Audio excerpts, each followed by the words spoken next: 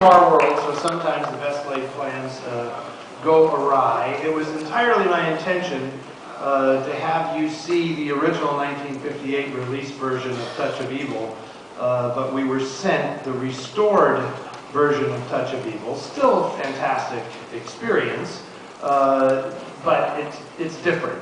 It's longer. The original version was only 95 minutes long, and this cut that you saw put back stuff into the film that Orson Welles wanted there. But of course, Welles had a tendency to leave productions before they were actually finished. So some of those instances where his movies got mangled were partly his own fault, because he just left them sitting there waiting to be mangled by people who didn't understand what he really wanted.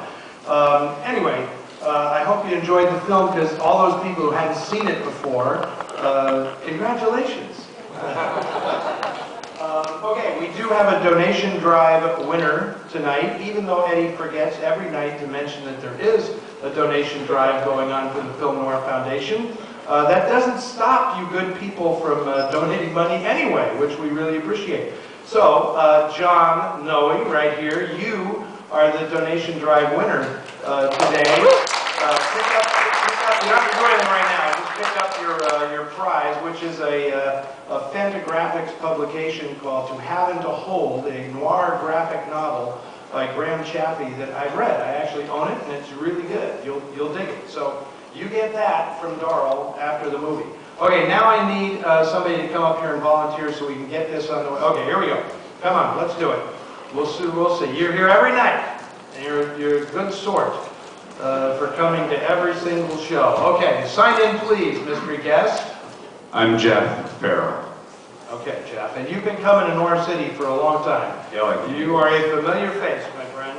So here is the question tonight. This is interesting. You're playing for the Warner Archive Collection DVD of Dane Clark, Janice Page, and Zachary Scott in Her Kind of Man, which is not even remotely noir. They must have confused this with His Kind of Woman, and they gave us Her Kind of Man. So yeah, not noir, but once in a while you need a little tonic. Just a little, not too much. Not too much. Okay, but here you go. We'll see if you're walking away with this. Okay. Orson Welles, director of Touch of Evil, had a tumultuous career in Hollywood after making the groundbreaking Citizen Kane in 1941. Most of his, look at this, it's just what I'm telling you. Most of his films were severely edited by studio bosses after Welles left, except one, a 1944 production directed by Welles in which he also played the villain, a fugitive Nazi war criminal. Can you name that one? The Stranger? The Stranger is correct! Jeff, all these years of coming to Noir City have obviously paid off. Good for you, man. All right, there you go. Let me know how Her Kind of Man is. I will. I've never seen that. Please tell. Yeah. We'll see. Compare notes with the guy who won Hotel Berlin, and we'll see if he's... All right. Thanks a million, Jeff. All right. I'm going to be brief because that version of Touch of Evil ran a lot longer than it was supposed to.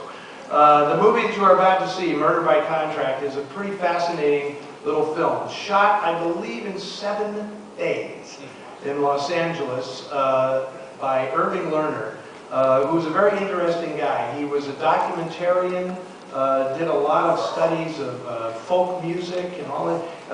Fascinating guy. Was also watched very closely by the FBI, who thought that he was actually a communist spy. Keep your eyes open for a future issue of the Noir City magazine, in which there's a piece about Irving Lerner and his colleague Ben Maddow actually infiltrating the Lawrence Livermore lab and taking photographs of the cyclotron when they were not supposed to. And what were they doing there in the first place? Fascinating story. But in this case, Irving Lerner is making this film, screenplay by him and Ben Simcoe, about a character that is very popular in a lot of noir, the cold-hearted hitman. Initially popularized by Alan Ladd of This Gun for Hire in 1942, and then you continue to see this character develop along with the way American films developed until by the end of the 1950s, this character was kind of a staple. Blast of Silence would be made a couple of years after this. We're not showing it in this festival, but Alan Barron plays essentially the same kind of character that the very handsome Vince Edwards plays in this movie.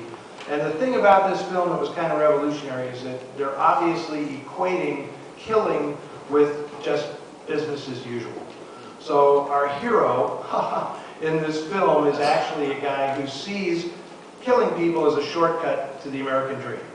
I just want to make enough money that I can buy a house and settle down and have kids, and and if I have to knock off a few people along the way to do it, so be it, right? Until he finds his moral compass, shall we say, if that's actually what happens. So this film is quite unique for the time. It's so spare, and the score by Perry Botkin, which is just played on this guitar, is so spare that people who haven't seen it before, I feel kind of sorry for you because you're going to hear this damn score in your head for like the next week.